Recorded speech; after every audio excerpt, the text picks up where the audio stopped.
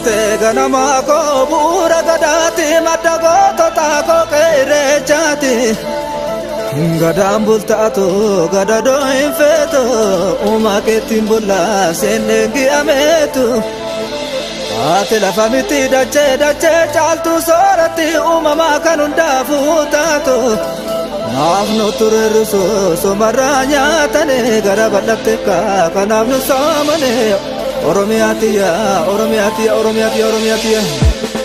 Lono, iga ofi argo, waliti gadora. Hare ko fatu, use wangadeda.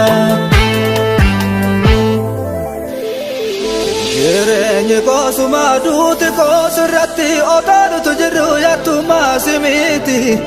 Dace sena kabdu badatu albuda aje sanke duru serati wal muda Soma fore gamangoni kale kale yo kokonala tara situ jale Okuma da wabin bilisuma utuba jabada digni oromuma Wa madwa makushi ilmante galana jibne roro waltane falmana Oromiatia, Oromiatia, Oromiatia, Oromiatia, Oromiatia, Oromiatia.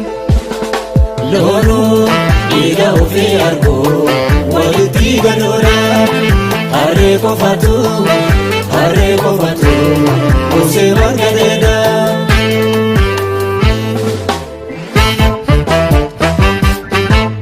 Oh, sabako galana ko alagan zizu. Oh, sabako galana ko alagan zizu. Oh, sabako galana ko alagan zizu. Oh, sabako galana ko alagan zizu.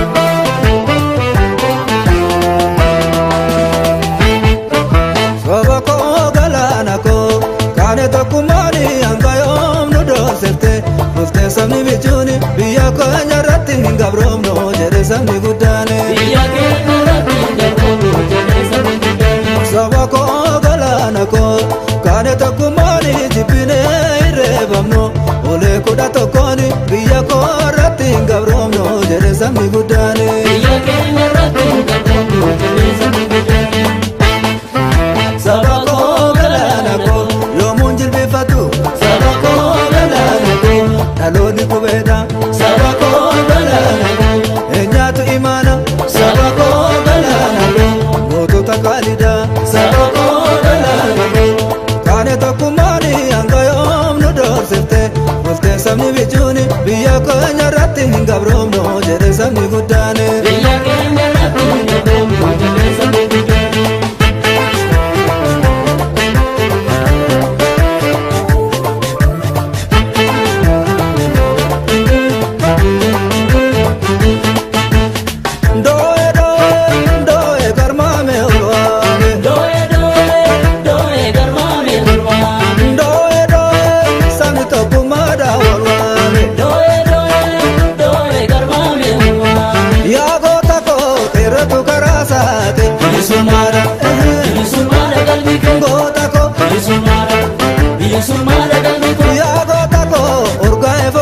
Suma Ofirabu sika kuma Njera lamin Ofirabu sika kuma Ngota ko Ilisumara kalmiko Ngota ko Ilisumara kalmiko Ngota ko Ilisumara kalmiko Njera lamin Ofirabu sika kuma Ngota ko Ilisumara kalmiko Njera lamin Ofirabu sika kuma Ngota ko Ilisumara kalmiko Njera lamin Ofirabu sika kuma